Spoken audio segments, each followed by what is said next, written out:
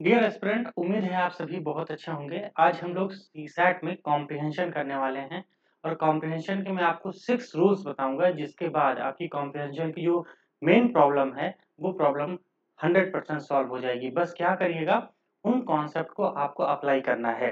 ठीक है, तो सीसैट 24 के लिए मैं आज आपको कितने रूल्स बताने वाला हूँ, ध्यान रखिएगा। कुल मिला के 6 रूल्स। कितने? 6 रूल्स। और ये 6 रूल्स से आप 100% 18 से ज्यादा क्वेश्चन सही कर पाएंगे। एक बात मैं बताऊं, लगभग कितने क्वेश्चन पूछे जाते हैं? 26 से लेके 30 क्वेश्चन। अगर 26 क्वेश्चन आ रहे हैं तो 18 से ज्यादा सही करोगे, और 30 क्वेश्चन आ रहे हैं तो आप 22 से ज्यादा क्वेश्चन सही करोगे इन रूल्स से। लेकिन इन रूल को आपको डेडिकेटली फॉलो करना है, इस पे प्रैक्टिस करना है। तो प्रैक्टिस कैसे करोगे ये सुन लो।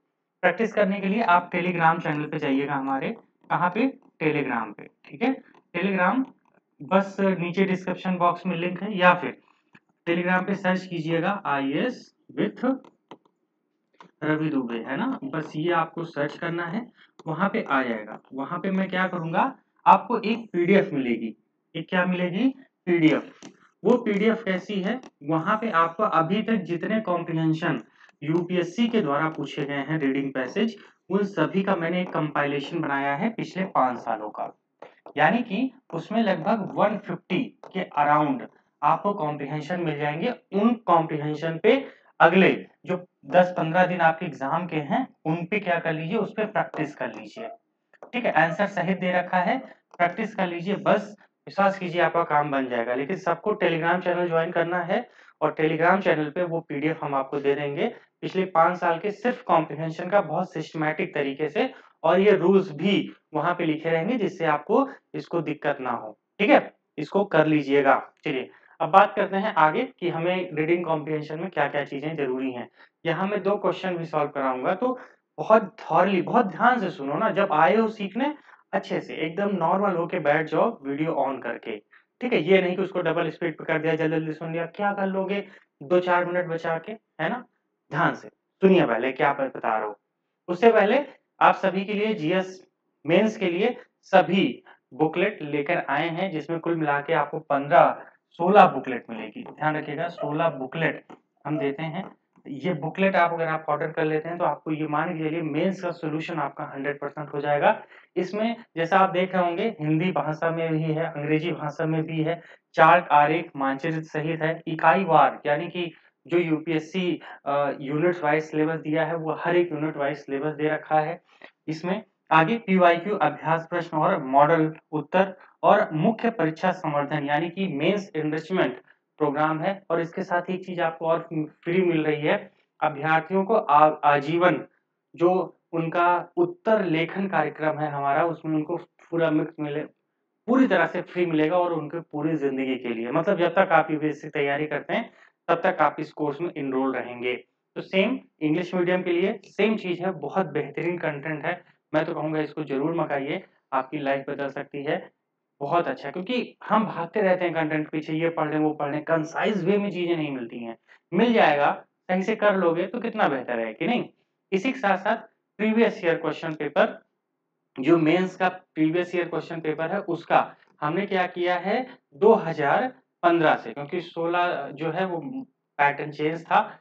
जो अभी पैटर्न आया है हम लोग का जो चल रहा है वो 2015 से मान के लिए कि चल रहा है। तो 2015-16, उसके बाद अभी तक 2023 तक जो एग्जाम हुए हैं उन सब का आपको बढ़िया कंपाइलेशन मिलेगा। यहाँ पे एक एक क्वेश्चन मैंने खुद सॉल्व किया है, और आपको डिटेल में मजा आएगा, और आप एग्जैक्टली सीखोगे कैसे लिखना चाहिए। ये बुकलेट के साथ ही आपको मिलेगी ये भी। ठीक है, तो कुल मिला के 16 का पैकेज है। आप दिए गए डिस्क्रिप्शन बॉक्स में फोन नंबर है, वहां पे हमसे बात कीजिए। इसकी सैंपल कॉपी भी हम आपको देखेंगे, आप देखिए, उसके बाद डिसाइड कीजिए आपको लेना है कि नहीं लेना है। तो चलिए शुरू करते हैं अपना रीडिंग कॉम्प्रिहेंशन का ये सब्जेक्ट, और बात करते हैं कि रीडिंग कॉम्प्रिहेंशन कैसे सॉल्व करेंगे। देखो, रूल पे चलने से पहले कुछ बातें मैं आपको बता दूं कि जो लेवल होता है रीडिंग कॉम्प्रिहेंशन का, उसको हमें कैसे समझने की जरूरत है। कैसे ये समझेंगे कि यार ये रीडिंग कॉम्प्रिहेंशन में हमें क्या चीज फॉलो करनी है। ठीक है, और क्या मेंटेन करके रखना है जब भी हम पैसेज सॉल्व करते हैं, तो कुछ बातों का ध्यान रखना होता है। नंबर 1, पढ़ने की गति। नंबर 1 तो इस पे फोकस करना है। यदि आप अलौकिक पाठ पाठक होने की आवश्यकता नहीं है। मतलब आपको ऐसा नहीं है कि बहुत सुपर ह्यूमन की तरह आप पढ़िए, कि आप कुल मिला के 1 मिनट में 1000 शब्द पढ़ डालो फटाफट। ऐसा नहीं, ऐसा पढ़ोगे तो प्रॉब्लम आएगी। इसके अपोज़िट अगर आप बहुत ज़्यादा फ़ास्ट हैं, तो क्या हो जाएगा? You lose the comprehension of the text. ठीक? जैसा कि आप सुपर ह्यूमन बन जाते हैं, तो क्या होता है? आप समझ खो पाए बैठेंगे, समझ नहीं पाएँगे एग्ज़ैक्टली कॉम्प्रिहेंशन में क्या हो रहा है। तो इस बात को ध्यान रखना। However if you are too slow, अगर आप बहुत धीरे भी पढ़ते हैं, 50-60 वर्ड पर मिनट पढ़ते हैं, तब भी यहाँ पे जो कॉम्प्रिहेंशन है, उसका टेक्स्ट जो है वो प्रॉपर्ली समझ नहीं पाएँगे। क्यों? क्योंकि बहुत धीरे पढ़ने से ना, जो लाइन पढ़ते रहते हैं, उस पे ज़्यादा फ़ोकस होता है, ऊपर वाला छूट जाता है, उस पे क्या था। तो ऐसा भी नहीं करना है, ठीक है? इससे क्या होगा, परीक्षा में आपका समय बहुत ज़्यादा बर्बाद होगा और सीसैट रुक जाएगा, ठीक है? तो इन दोनों चीज़ों को बहुत ध्यान रखना है। तो सर सॉल्यूशन क्या है इसका? ध्यान से देखिए सॉल्यूशन क्या है? सॉल्यूशन यही है कि आपको रीडिंग स्पीड अपनी कितनी रखनी है, लगभग 400 शब्द पर मिनट रखिए। 2 से 3 मिनट में इतना आराम से पढ़िए जो कि आपके लिए ठीक है। यानी कि 2 से 3 मिनट में हमें 400 शब्द पढ़ने हैं। ठीक है? एक प्रॉपर आइडिया बना लीजिए कि यार इतनी देर में पढ़ना है, यानी कि 2 मिनट से ज़्यादा आपको 3 मिनट से ज़्यादा आपका पैसेज में नहीं लगना चाहिए और कोई भी पैसेज आता है वो 400 शब्द के आस-पास होता है। तो उसे 2 से 3 मिनट में आराम से पढ़िए, कोई दिक्कत नहीं है, इतना ही हमें फ़ॉलो करना है, ठीक है? बहुत तेज़ नहीं होना है, बहुत धीरे नहीं होना है, आराम से करना है। एक चीज़ और बता दूँ, एग्ज़ाम हॉल में आप कैसे सॉल्व करेंगे? एग्ज़ाम हॉल में, ठीक है? ध्यान से देखो। एग्ज़ाम हॉल में जो तरीका है सबसे पहले जो आप अ, पाओगे क्या प्रैक्टिस बुक, उसके लिए क्या कीजिए उस प्रैक्टिस बुक का प्रिंट आउट निकाल लीजिए। क्या कर लीजिए? प्रिंट निकाल लीजिए। उस प्रिंट के बाद क्या होगा, आपको जो प्रिंट मिलेगा उसपे 50-60 रुपए जो भी आपका खर्चा आए प्रिंटिंग कॉस्ट निकालने के साथ, उसपे क्या करिए, अपनी घड़ी में 45 मिनट का अलार्म लगाइए। कितना? 45 मिनट का। और उस 45 मिनट में 26 पैसेज को सॉल्व करने की कोशिश कीजिए। ठीक है? कितना? 26 पैसेज हमें सॉल्व करने हैं अगले 45 मिनट में। एग्ज़ाम में यही करना है। पहुँचते ही सीसैट का पेपर सामने आया, कुछ नहीं देखना क्या आया है, क्या नहीं आया। सबसे पहले शुरुआत के 45 मिनट में हमें कॉम्प्रिहेंशन खत्म कर देना है। क्योंकि ये नहीं किए तो सीसैट रुकेगा 100% ये मान के रखो। ठीक है? जिनका मैथ रीज़निंग बहुत अच्छा है, वो तो वहाँ से कर ले जाएँगे, जिनका कमज़ोर है, वो ध्यान रखना प्रॉब्लमेटिक हो जाएगा। तो क्या करना है स्टार्टिंग के 45 मिनट में ये और इसको डेली आप प्रैक्टिस करिए। अभी 15 दिन है और 15 दिन में ना अगर 1 घंटा अगर आपने रीडिंग पैसेज पे दे के 45 मिनट सॉल्व कर लिया, बात बन जाएगी, ये मान के रखिए, ठीक है? और उसके बाद जो आपका सवा घंटा बचता है, उसमें अपने मैथ्स कीजिए और प्लस रीज़निंग कीजिए। ये सबसे बेहतर तरीका होता है। और एक चीज़ बताऊँ, ये जो सवा घंटा रहेगा, इसमें आप पहले पूरे क्वेश्चन्स को देख लीजिए, कहाँ टफ क्वेश्चन है, कहाँ आसान है, 2-3 मिनट लगता है, वो करने के बाद आप सॉल्व करना शुरू करेंगे, तो आपको एग्ज़ैक्टली पता रहेगा कि यार वहाँ क्वेश्चन आसान है। कभी-कभी क्वेश्चन पहले टफ आ जाते हैं, बाद में ईज़ी होते हैं। तो ऐसा ना हो कि आप फँस जाएँ ट्रैक पे और प्रॉब्लम हो जाए, ठीक है? तो ये प्रैक्टिस पे फ़ॉलो करना है और रीडिंग स्पीड ध्यान रखना 400 शब्द आपको 2 से 3 मिनट में आराम से पढ़िए, कोई दिक्कत नहीं है, हो जाएगा, ठीक है? चलिए, नेक्स्ट दूसरा बात ये समझना है कि जब हम चीज़ों को पढ़ते हैं, जब पैसेज को पढ़ते रहते हैं, क्या उसका सही अर्थ निकालने में सक्षम है कि नहीं? ये भी ज़रूरी है। तो meaning the text is not just about the understanding, ध्यान रखना। अगर हम मीनिंग निकालने के लिए इसका ये मतलब नहीं है कि आप सिर्फ़ उसको समझ रहे हैं। ध्यान रखना, समझने से मीनिंग नहीं निकलता है, तो मीनिंग कैसे निकलता है? ऑब्जेक्टिविटी से। तो हमें फ़ोकस आउट किस पे करना है? वस्तुनिष्ठता पर। यानी कि जब मैं पाठ कर रहा हूँ, जब मैं रीडिंग पैसेज को पढ़ रहा हूँ, तो मुझे ये देखना है कि इसका 100% वो इलाज क्या है जो सबके लिए लागू है। मुझे अपना जो मेरे अंदर ऑलरेडी कई सारी चीज़ें दिमाग में चलती रहती हैं, वहाँ से हमें फ़ोकस आउट नहीं करना है। हम जब भी पढ़ेंगे, तो सिर्फ़ समझने को लेके नहीं पढ़ेंगे, हम उसकी वस्तुनिष्ठता पर ध्यान देंगे कि यानी कि उसकी इम्पोर्टेंस क्या है, उसकी ऑब्जेक्टिविटी क्या है।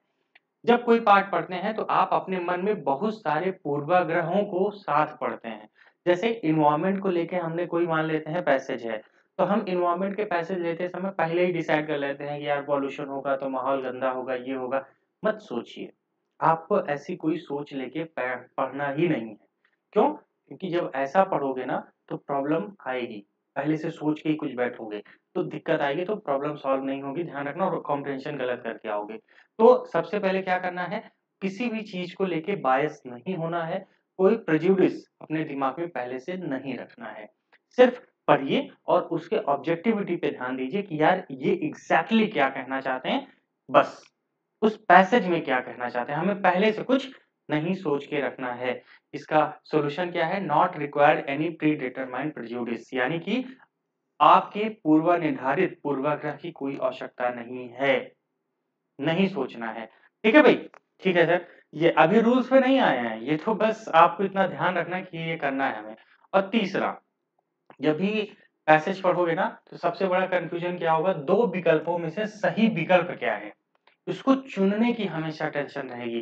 जैसे मान लेते हैं ए, बी, सी और डी, ये चार ऑप्शन आ गया, तुम दो तो पता कर लोगे कि यार ये गलत है, ये गलत है, लेकिन इसमें और इसमें क्या सही है, ऐसी दिक्कत आएगी, दो विकल्प में हमेशा फंसोगे।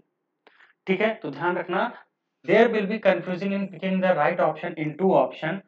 तो आपको क्या करना है, इसको सही करने के लिए आपको हमारी ये जो सीरीज है, जो इसको सही करना है, यानी कि जो मैं रूल्स बताने वाला हूँ, जो 6 लेसन्स आप देने देने वाला हूँ, उनको आपको अपने दिमाग में रखना है और उसी हिसाब से सॉल्व करना है, तो ये प्रॉब्लम भी आपकी सॉल्व हो जाएगी। ठीक है? तो उम्मीद है आप सब रेडी होंगे, पेन पेपर लेके रहना है, जो बता रहा हूँ उसको लिखना है। 2 क्वेश्चन भी आपके सामने सॉल्व करूंगा, 100% रिजल्ट मिलेगा। ठीक है? तो चलिए शुरू करते हैं। रूल नंबर 1, रूल नंबर 1 क्या लिखा है, always choose the explicit over the implicit, यानी कि हमेशा अंतर्निहित के स्थान पर अस्पष्ट को चुनिए। यानी कि जैसे मान लेते हैं कोई पैसेज हमने पढ़ा, ये मेरा पैसेज था, इस पैसेज को मैंने रीड किया, ठीक है भाई, रीड हो गया। रीड होने की वजह से हम क्या करते हैं, हम ये देखते हैं कि इम्प्लिसिट, इसके अंदर क्या शामिल है, इसको समझने की कोशिश करते हैं, क्या कह रहा है, ज्यादा फोकस ऐसा रहता है। मैं एक सोल्यूशन दे रहा हूँ, ध्यान से सुनो, बहुत जबरदस्त सोल्यूशन है। अस्पष्टता को चुनिए। अस्पष्टता मतलब जो कीवर्ड्स हैं, इसके अंदर कीवर्ड्स क्या आ रहे हैं, कीवर्ड्स, विश्वास कीजिए कीवर्ड्स को फॉलो कीजिए। ठीक है? यानी कि आपको कॉम्प्रिहेंशन के अंदर पर्दा खोल के नहीं देखना क्या हो रहा है, वो ऐसी बात नहीं करना है। बस आपको क्या करना है, जो स्पष्ट मामला है, एकदम क्लियरली दिख रहा है यार यही कहना चाहते हैं, उस पे फोकस करो बस। विश्वास करो क्वेश्चन हो जाएगा 100%, क्योंकि क्वेश्चन इसी पे ज्यादा पूछते हैं। और हम क्या करते हैं, ज्यादातर पढ़ते पढ़ते ना उसके अंतर्निहित उसको पूरा समाहित करने की कोशिश करते हैं। मत करो, नहीं तो प्रॉब्लम आएगी। ठीक है? ध्यान रखना। और कॉम्प्रिहेंशन दो टाइप के होते हैं, एक ऐसे होते हैं जो सिंपल वाले होते हैं, एक होते हैं जो पूर्वाग्रह पे होते हैं, यानी कि पूछता है कि लेखक का क्या पूर्वाग्रह था। इसी 6 रूल्स में सब कंप्लीट हो जाएगा, चिंता ना करो। लेकिन पहला वाला रूल, इस बात को ध्यान रखना है, अंतर्निहित के स्थान पे अस्पष्टता को चुनिए, क्योंकि अस्पष्टता ही हमें क्लियर करती है। ठीक है? अभी करके दिखाऊंगा, आपको दिखाऊंगा कैसे होता है, और उसी तरह प्रैक्टिस कॉपी लेके उसको अप्लाई करो। ठीक है? चलिए नेक्स्ट। अब नंबर 2 क्या लिखा है, while reading try to get the essence, यानी कि सेंट्रल आइडिया और मैसेज ऑफ द पैसेज। पढ़ते समय जो गद्यांश है उसके सार में, यानी कि उसका मूल विचार क्या है, संदेश क्या है, दृश्य क्या है, केंद्रीय बात क्या है, इसका प्रयास भी करो। यानी कि यहाँ तो मैं कीवर्ड सर्च करूंगा ही करूंगा, क्या कीवर्ड्स हैं, उसके साथ साथ हमें क्या करना है, जो वो कहना चाहते हैं ओवरऑल ये है किस चीज पर, ये निकालने की कोशिश कीजिए। ठीक है? यूपीएससी यही पूछता है कि इसका केंद्रीय सार क्या है, केंद्रीय विचार क्या है, केंद्रीय संदेश क्या है, ऐसे करके वर्ड आते हैं। तो हमें क्या करना है, पढ़ते समय केवल गंदास के सार और अवलोकन प्राप्त करने पर ध्यान केंद्रित करें। ऐसे सवाल आपकी टेढ़ी खीर साबित होंगे। इतना आसान नहीं होता है कि इसको निकाल पाना, लेकिन कैसे निकालोगे ये भी सुनो। ठीक है? तो जब भी आप ऐसी चीजें पढ़ेंगे तो एसेंस कैसे निकल के आएगा, ओवरव्यू कैसे निकल के आएगा, सेंट्रल आइडिया कैसे निकालोगे। देखो, जैसे मान लेते हैं, फिर से मैंने ये पैसेज था हमारा, ये पैसेज हमने पढ़ा, ठीक है, और मैंने पहला रूल क्या बताया बेटा, कि आप क्या करिए, कीवर्ड, कीवर्ड अपना फाइंड आउट कीजिए। जब आप यहाँ से कीवर्ड्स निकालोगे, कीवर्ड निकाल लिया, कीवर्ड के साथ साथ जो पैसेज कहना चाहता है उस पे क्या कर दीजिए, उसको अप्लाई कर दीजिए। 100% तुम देखोगे ना, जहां तुमने अप्लाई किया ये कीवर्ड्स को पैसेज के ऊपर, जहां अप्लाई करोगे तुम्हें तुरंत एक आइडिया मिलेगा। आइडिया, और वही आइडिया क्या होता है, ध्यान रखना, सेंट्रल आइडिया होता है। ठीक है, ये कैसे आएगा सर, मैं समझ नहीं पाया, समझोगे तब जब उसको सॉल्व करोगे। अभी मैं सॉल्व करूंगा तो आपको बताऊंगा कि देखो मैंने क्या किया, कीवर्ड्स के पकड़े और कीवर्ड्स को जब मैंने उस सेंट्रल आइडिया पे मतलब यानी उस पैसेज पे अप्लाई किया तो निकल के आ गए। जैसे कीवर्ड मान लेते हैं कि कोई मान लेते हैं वाटर प्रॉब्लम है, तो वहां पे ये लिखा है कि जो पानी की समस्या है वो प्रदूषण की वजह से हमारा जो मीठा पानी है वो बहुत ज्यादा बर्बाद हो रहा है। तो अब हमने क्या देखा, मीठा पानी बर्बाद हो रहा है किसकी वजह से, प्रदूषण। प्रदूषण क्या मिला, कीवर्ड। अब कीवर्ड को हमने अप्लाई किया पैसेज पे, और पैसेज किस बात की कह रहा है, मीठा पानी की। तो सीधी सी बात है, पता चल गया ना कि बात किस पे हो रही है, प्रदूषण पे हो रही है। ठीक है, सिंपल सी बात है, कीवर्ड से ही मामला एसेंस है, तो कहीं ना कहीं जो एसेंस निकलता है वो कीवर्ड से ही निकलता है। तो ऐसे करके आपको चीजें पकड़ना है। ठीक है, चलिए, रूल नंबर 2 था ये। अब बात करेंगे रूल नंबर 3 की। ध्यान से ये शब्द लिखो, हमें केयरफुल रहना है। अगर कहीं पे कोई एक्सट्रीम शब्द है या कोई एम्फेसिस यानी कि जोर देने वाला शब्द है, जैसे only, necessary, permanent, totally, completely, ऐसे अगर शब्द हैं उनको सतर्क हो जाओ। जैसे कि केवल, आवश्यक, अस्थायी रूप से, पूर्णतः, पूर्णतः, ऐसे कोई शब्द हैं जो अतिवादी हैं या जोर देने वाले हैं, उन शब्द से तुरंत के तुरंत क्या हो जाना है, सतर्क। कहाँ कहाँ पे सतर्क होना है, नंबर 1 पैसेज में, हमारे रीडिंग पैसेज में। ठीक है, दूसरा ऑप्शन में, ऑप्शन में भी होना है। ऐसा नहीं है कि सिर्फ हम कहाँ पे होंगे, रीडिंग पैसेज पे, ऑप्शन पे नहीं होंगे, नहीं भैया, या यहाँ पर भी होना है। दोनों जगह इन शब्दों को ध्यान से रखना है। क्यों, क्योंकि ऐसे शब्द क्या कर सकते हैं, आपको हमेशा लॉस देंगे यानी कि हानि देंगे। ठीक है, कभी कभी हमने सोचा कुछ, निकल के कुछ आएगा। तो ऐसे शब्दों को हमेशा बहुत ही केयरफुल होके पढ़ना है कि अगर, जैसे मैंने बोला ना, ओनली लिखा है, लेकिन ओनली के साथ क्या लिखा है ये भी देखना जरूरी है। अभी सॉल्व करेंगे तो उसमें मैं बताऊंगा कि अगर ऐसे शब्द आते हैं तो आप कैसे उनसे बच सकते हैं। ठीक है, ये सब चीजें ध्यान देना, ये रूल्स हैं, और रूल्स को जब अप्लाई करोगे ना तब रिजल्ट आएगा। अगला रूल नंबर 4 क्या लिखा है, first eliminate option then choose the correct. पहले विकल्प को हटाइए फिर सही चुनिए। जैसे मान लेते हैं 4 विकल्प है, ए है, बी है, सी है और डी है। तो मैं जब कॉम्प्रिहेंशन पढ़ूंगा तो सबसे पहले मैं ये देखूंगा क्या क्या गलत है। मैं ये नहीं फाइंड आउट करूंगा क्या सही है। हमारी गलती क्या होती है, हम ये चाहते हैं पता करने, यार ये सही हो सकता है। पहले ये देखो क्या गलत है। ए गलत है, ठीक है, हाँ यार बी भी गलत है, ठीक है, सी भी गलत है, डी सही है। ये नहीं करेंगे पहले, अच्छा बी तो सही है, ये सही है, ये सही है, नहीं, गलत क्या है पहले वो फाइंड आउट करो, तो सही वाला तो अपने आप निकल जाएगा। ठीक है, ध्यान रखना, ओके, इस बात को ध्यान रखना। चोर को पकड़ने के लिए हमें चोर को ढूंढने की जरूरत नहीं है, चोर की गैंग को पकड़ने की जरूरत है, अपने आप चोर निकल के आ जाएगा। बस यही समझ लीजिए आप यहाँ पे। तो रूल नंबर क्या है हमारा, 4। रूल नंबर क्या है ये, 4। ठीक है, रूल नंबर 4 क्या कहता है कि सबसे पहले विकल्प को हटाएंगे फिर सही को चूज करेंगे। अप्लाई करके देखना, रिजल्ट 100% निकल के आएगा। अगर अभी तक कॉम्प्रिहेंशन गलत हो रहा था तो अब सही होगा, देख लेना तुम, ये 100% है यार, होगा। ठीक है, धैर्य रखिए, चीजों को सीखने पे फोकस कीजिए। अगला नंबर 5 क्या लिखा है, don't read too much between the line, just read carefully and objectivity. पंक्तियों के बीच बहुत अधिक ना पढ़ें। ठीक है, बस ध्यान पूर्वक वस्तुनिष्ठ रूप से चीजों को समझें। यानी कि कभी कभी क्या होता है, जैसे हम पैसेज पढ़े, ये वाली लाइन पढ़ा, फिर ये वाली लाइन पढ़ा, फिर ये वाली लाइन पढ़ा, तो दिमाग में चलता है यार क्या क्या क्या रिलेट कर रहा है, क्या रिलेशन बनाने की कोशिश कर रहा है। और मैंने हमेशा बोला है कि भैया इस पे फोकस नहीं करिए। क्यों, क्योंकि यह मामला अंतर्निहित है। आपको किस पे बात करना है, आपको बात करना है फैक्ट्स पे। ठीक है, यानी कि आपको बात करना है रियलिटी पे। ठीक है, यानी कि आपको बात करना है कीवर्ड्स पे। ठीक है, और हम क्या करते हैं, उन्हीं वर्ड में, उन्हीं लाइन में उलझ जाते हैं। ये नहीं देखते हैं इसके शब्द में यहाँ कीवर्ड क्या था, यहाँ कीवर्ड क्या था, यहाँ कीवर्ड क्या था। फिर इन कीवर्ड को आपस में जोड़ दीजिए। जहां जोड़ोगे तो एक ट्रायंगल बनेगा, और यही ट्रायंगल क्या होगा, ऑब्जेक्टिविटी होगी। मतलब क्या कहना चाहता है पैसेज, क्या कहना चाहता है, उन कीवर्ड्स को जोड़िए। जैसे पहली लाइन में कीवर्ड, दूसरी लाइन में, तीसरी लाइन में कीवर्ड मिला, उसको जोड़ दीजिए, निकल के आ जाएगा। ये करना है अपने रूल नंबर 5 में आपको कि डोंट रीड टू मच, बहुत ज़्यादा लाइन के बीच में परेशान मत होना, ठीक है? आराम से कर लेना। Stick to what the passage tell you, don't extrapolate from the passage. Stick रहिए कि पैसेज क्या आपसे कहना चाहता है, बहुत ज़्यादा एक्सप्लोरेट अपनी तरफ से जबरदस्ती उसका विस्तार नहीं करना है। ध्यान रखना, अनुच्छेद जो कहता है सिर्फ सिर्फ उस पे कायम रहना है, उसके अलावा नहीं रहना है। आप देखोगे इम्प्रूवमेंट होगा। ओके भाई, रूल नंबर 6 लास्ट क्या कहता है? Keep the check on general and overreaching statement. सामान्य और अति महत्वपूर्ण बयानों पर नजर रखिए।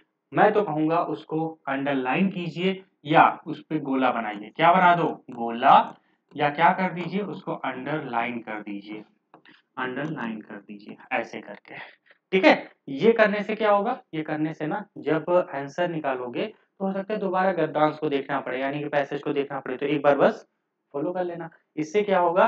कीवर्ड्स मिल जाएंगे आसानी से, ऑब्जेक्टिविटी फाइंड आउट कर पाओगे, बिटवीन द लाइंस पढ़ने से बचोगे।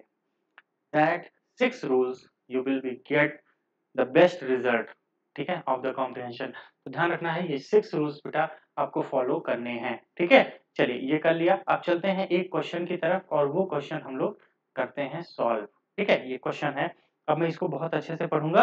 यही क्वेश्चन पहले हिंदी में है फिर इंग्लिश में है। इंग्लिश वाले क्या कर सकते हैं, इस पे अपना रोक लीजिए, इसको आप पहले पढ़िए क्योंकि मैं हिंदी में पढ़ने वाला हूँ, ठीक है? आपने इसको पढ़ना है। चलिए मैं हिंदी पढ़ता हूँ, ध्यान से देखिए क्या है लिखा है। कई राष्ट्र अब पूंजीवाद में अपना विश्वास रखते हैं और सरकारों को अपने लोगों के लिए धन पैदा करने की रणनीति के रूप में चुनती है। बात पहला, कई राष्ट्र है, ठीक है? यानी कि क्या है भाई? कई राष्ट्र, पूंजीवाद। चलिए भैया पहला कीवर्ड मिल गया। कई राष्ट्र अब पूंजीवाद में विश्वास रखते हैं और सरकारों को अपने लोगों के लिए धन पैदा करने और रणनीति के रूप में क्या करते हैं भाई? चुनते हैं, ठीक है? अपनी अर्थव्यवस्थाओं के उदारीकरण के बाद ब्राजील, चीन और भारत में देखी गई शानदार वृद्धि इसकी विशाल क्षमता और सफलता का परिणाम है। यानी कि जब उदारवादी चरण आया था उसके बाद जो ये पूंजीवाद है इसको किसके जोड़ रहा है? ये उदारवाद से जोड़ रहा है और कह रहा है कि इसके बाद ब्राजील, चीन, भारत में जो शानदार आर्थिक वृद्धि आई है, क्या आई है भैया? आर्थिक वृद्धि। और किससे आई है? इस उदारीकरण इससे। और वो उदारीकरण क्यों? क्योंकि वहां से पूंजीवाद विकसित हुआ है। देखो मैं रिलेट कैसे कर रहा हूं, ऐसे आपको भी करना है, ठीक है? इसकी विशाल क्षमता और सफलता का प्रमाण है। हालांकि वैश्विक बैंकिंग संकट, आर्थिक मंदी कई लोगों को हास्यप्रद कर दिया है। बहस बहसे मुक्त व्यापार संचालन, अब ये आगे ना, मुक्त बाजार संचालन और ताकतों और उनकी दक्षता और आत्म सुधार की दक्षता पर केंद्रित होती है। यानी कि मामला आगे तो बढ़ा है, आर्थिक शक्ति बढ़ी है, लेकिन उसके साथ साथ जो बैंकिंग संकट आ गया या आर्थिक मंदी आ गया, उससे भी बहुत सारे लोग हास्यप्रद हुए कि पूंजीवाद ठीक नहीं है। आगे बहसें जो मुक्त बाजार संचालन है उस पे आके रुकी है कि उसकी जो ताकत है, उसकी दक्षता है, उसकी आत्म सुधार की शक्ति, क्या लिखा है? आत्म सुधार की शक्ति पर केंद्रित होती है। देखो मुक्त बाजार संचालन संचालन मतलब क्या होता है कि ऐसी मार्केट जो खुद ब खुद क्या कर रही है? अपनी सुधार कर लेती है। जब भी मामला आर्थिक मंदी के आएगा तो आर्थिक वृद्धि अपने आप करेगी, वो सुधार खुद ही कर लेगी, ठीक है? यानी कि सरकार उस पे कम ही फोकस करेगी। वैश्विक बैंकिंग प्रणाली के विफलता को उजागर करने के लिए न्याय, सत्यनिष्ठा और ईमानदारी के मुद्दों को शायद ही कभी विस्तृत किया जाता है। व्यवस्था के समर्थक, ठीक है, पूंजीवाद की सफलता को उचित ठहराते हैं और तर्क देते हैं कि हालिया संकट एक झटका था बस, ठीक है? मतलब जो लोग पूंजीवाद को कह रहे हैं वो कहते हैं कि ये झटका था।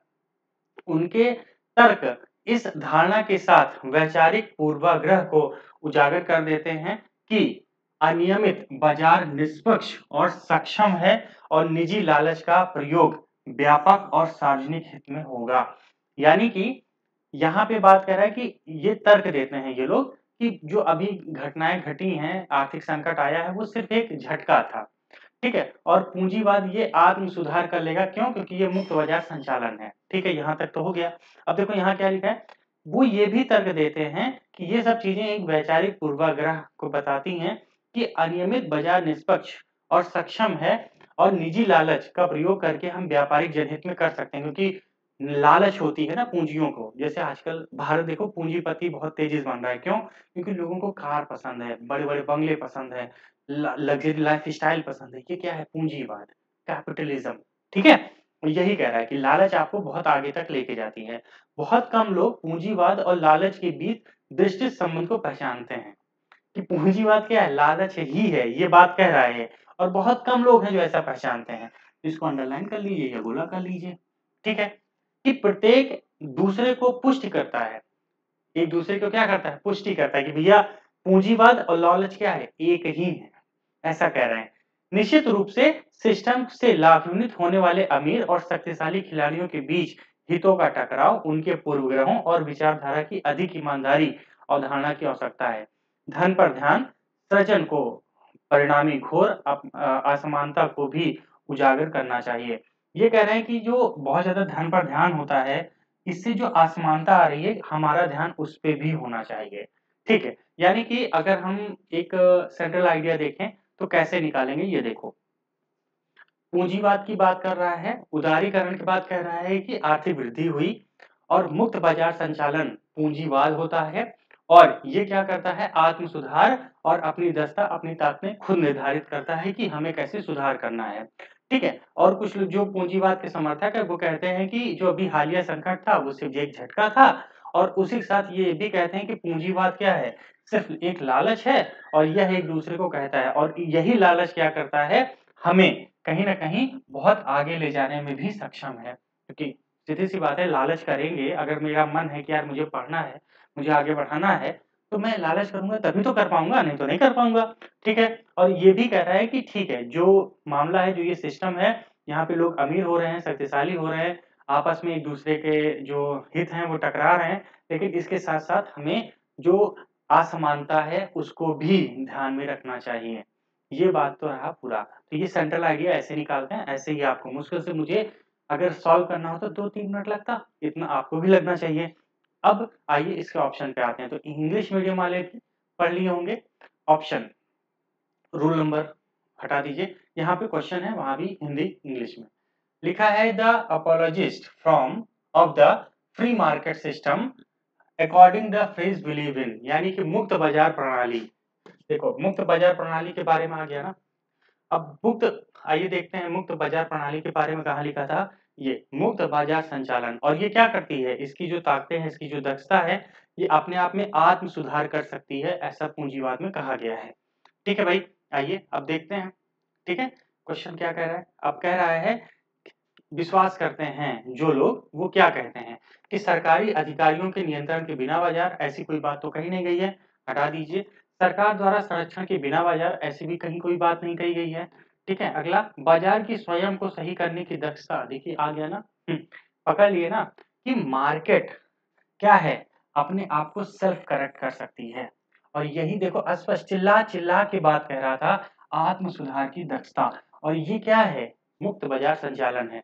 ऐसे ही जब आप क्या करेंगे, कीवर्ड्स को पकड़ेंगे, मैंने समाहित करने की कोशिश नहीं की, मैंने स्पष्टता को चुना। क्या चुना? स्पष्टता को, क्लैरिटी को, और क्लैरिटी से आंसर हमारा अपने आप निकल के आ गया। ठीक है, market for free goods and services. अब फ्री लिखा है तो यहाँ पे ये ऑप्शन दे रखा है यूपीएससी ने। ऐसा तो कहीं लिखा नहीं था फ्री गुड्स के बारे में। लिखा यही था कि वो फ्री मार्केट सिस्टम, यानी कि मुक्त बाजार प्रणाली ऐसी होती है जो खुद को सही करती है, क्योंकि आर्थिक संकट तो झटका था, बस उसको खुद ही सही कर लेती है। समझ में आ गया? ध्यान रखना, ऐसे क्वेश्चन गलत नहीं करने हैं, आराम से करोगे, विश्वास करो मेरा। अगला बेटा, अगला पढ़ते हैं पैसेज नंबर 2। पैसेज नंबर 2 आइए देखिए। ठीक है, ये इंग्लिश मीडियम, आप आराम से यहाँ पे रुकिए। ठीक है, पॉज कर लीजिए, इसको पढ़िए, फिर जब मैं आंसर पे आऊंगा तब देखिएगा, तब तक मैं हिंदी में पढ़ रहा हूँ। ओके, चलिए पढ़ते हैं। क्या लिखा है? भूवैज्ञानिक कारणों से और जनसंख्या के बढ़ते दबाव, प्राकृतिक संसाधनों के दोहन और अन्य संबंधित चुनौतियों के कारण उत्पन्न तनाव के कारण हिमालयी पारिस्थितिक तंत्र क्षति के प्रति अत्यधिक संवेदनशील है। ठीक है, बात है हिमालयी पारिस्थितिक तंत्र की, और जो भूवैज्ञानिक कारण है उसमें ये कह रहे हैं कि जनसंख्या बढ़ रही है, प्राकृतिक संसाधनों का दोहन हो रहा है। इनसे जो मामला है हिमालयी पारिस्थितिक तंत्र का वो अत्यधिक संवेदनशील हो गया है, ठीक है। जलवायु परिवर्तन के प्रभाव के कारण ये पहलू और भी गंभीर हो सकते हैं, यानी कि इसमें जलवायु परिवर्तन भी आ गया। अगर जलवायु परिवर्तन ने भी अपना असर दिखाया तो ये मामला गंभीर और हो जाएगा। यह संभव है कि तापमान में बदलाव, वर्षा के पैटर्न में वृद्धि, सूखे की घटनाओं और जैविक प्रभावों के माध्यम से जलवायु परिवर्तन हिमालयी पारिस्थितिक तंत्र के प्रतिकूल प्रभाव डाल सकता है, ठीक है। इसमें न केवल ऊपरी इलाकों में स्वदेशी समुदायों के भरण पोषण पर असर पड़ेगा, बल्कि देश भर और उसके बाहर निचले इलाकों में रहने वाले के जीवन पे असर भी पड़ेगा। तो ये सिद्ध कर रहा है कि सिर्फ यही नहीं बल्कि पूरे देश भर में इसका असर पड़ेगा, जलवायु परिवर्तन का, प्राकृतिक के अत्यधिक दोहन का और जनसंख्या के बढ़ते दबाव का। अब देखो मैंने कैसे इसको रिलेट किया ना, बेटा आपको भी ऐसे रिलेट करना है, ठीक है, ध्यान रखना। ओके, अब मैंने इससे इसको रिलेट किया और इससे इसको रिलेट किया, इससे इससे और उसके बाद इससे, ठीक है, ध्यान रखना। ऐसे ही आपको इसको रिलेट करना है आगे। इसलिए हिमालयी पारिस्थितिक तंत्र को बनाए रखने के लिए विशेष ध्यान देने की तत्काल आवश्यकता है। इसके लिए सभी प्रतिनिधि प्रणालियों को संरक्षण करने के लिए सचेत प्रयासों की आवश्यकता होगी। इसके अलावा इस बात पर भी जोर देने की आवश्यकता है, ठीक है। अब देखो यहाँ पे कह रहा है जोर दीजिए, ठीक है, कि किस बात की जोर देने की आवश्यकता है? प्रतिबंधित वितरण वाले स्थानिक जीव अक्सर विशिष्ट हिमालयी जैव विविधता हॉटस्पॉट और जलवायु परिवर्तन के प्रति संवेदनशील हैं। यानी कि जो वहां के स्थानिक जीव हैं और जो अक्सर विशिष्ट आवास आवश्यकताओं के साथ सबसे कमजोर तत्वों में से हैं, उन पे हमें क्या करना चाहिए? उनके जलवायु परिवर्तन के प्रति वो संवेदनशील हैं और जो हिमालयी हॉटस्पॉट है उस पे भी प्रॉब्लम आ सकती है, तो उसको बचाने की जरूरत है, ठीक है। आगे खतरों में आनुवांशिक संसाधन और प्रजातियों, आवासों की संभावित हानि और साथ ही पारिस्थितिक तंत्र सेवाओं में कमी शामिल है, ठीक है। अब ध्यान से देखो, खतरों में आनुवांशिक संसाधन ये कम हो सकता है, प्रजाति कम हो सकती है, आवासों की संभावित हानि हो सकती है, साथ ही पारिस्थितिक तंत्र जो सेवा है उसमें भी कमी शामिल है, मतलब ये सब कम हो सकता है। भाई सीधी सी बात है, अत्यधिक दोहन हो रहा है, ये सब हो रहा है, तो ये सब हो सकता है कि जो हमारी संसाधन है, आनुवांशिक संसाधन है या जो प्रजाति है उनका जो आवास है या उनकी जो पारिस्थितिक तंत्र है उसमें कमी हो सकती है। ठीक है, बहुत इंपॉर्टेंट। आगे, इसलिए क्षेत्र के लिए संरक्षण योजनाएं बनाते समय प्रतिनिधि मतलब जो लोग बनाते हैं उन्हें क्या करना चाहिए? पारिस्थितिकी तंत्र और आवासों में स्थानिक तत्वों के संरक्षण को बहुत महत्व देना चाहिए। क्या बात है। उपरोक्त को प्राप्त करने की दिशा में हमें समकालीन संरक्षण दृष्टिकोणों की ओर बढ़ावा देना चाहिए और संरक्षित क्षेत्र प्रणालियों के बीच परिदृश्य स्तर पर अंतर संबंध एक प्रतिमान शामिल है। यह अवधारणा प्रजाति आवास फोकस से हटकर जैव भौगोलिक सीमा के विस्तार के लिए एक समावेशी फोकस का क्या करती है? वकालत करती है। अब यहाँ से देखो, यह अवधारणा प्रजाति आवास फोकस से हटकर जैव भौगोलिक सीमा के विस्तार पर एक समावेशी फोकस का वकालत करती है, कि मतलब सिर्फ हम उनके प्रजाति के आवास पर फोकस ना करें, ठीक है, या हम मतलब कि प्रजाति पर उनके आवास पर फोकस ना करें, हम ऐसा देखें कि जो जैव भौगोलिक सीमा है उसका जो विस्तार है वो समावेशी बना रहे, मतलब वो लगातार ऐसा बना रहे, उसमें विखंडन ना होने पाए। हम इस पे फोकस करें ताकि जलवायु परिवर्तन के प्राकृतिक समायोजन और प्रतिबंधात्मक हुए बिना आगे बढ़ सके। यानी कि जो जलवायु परिवर्तन है या उससे संबंधित जो भी समस्या है उस पे कोई प्रतिबंध न लगे उनके आवास या विखंडन पे, क्यों? क्योंकि अगर समावेशी विकास फोकस करेंगे तो मामला ठीक होगा। अब देखो कैसे रिलेट करते हैं, तो मैंने बता दिया कि देश भर में समस्याएं खड़ी हो सकती हैं अगर इस जनसंख्या बढ़ रही है, प्राकृतिक संसाधन का दोहन हो रहा है, तो हिमालय परिस्थितियों में प्रॉब्लम आ सकती है। इससे क्या होगा? जलवायु परिवर्तन से मामला और गंभीर हो जाएगा और जो स्थानिक जीव हैं जो भी वहां पे हैं उनकी जो आवास है वो कम हो सकता है कि नहीं? जैव विविधता कम हो सकती है। इस वजह से हमें क्या करना चाहिए? इनको रोकने के लिए एक समावेशी विकास फोकस करना चाहिए। बस यही बात कह ही रहा है। अब आते हैं क्वेश्चन पे, ठीक है। उम्मीद है इंग्लिश मीडियम वाले आप पढ़ लिए होंगे।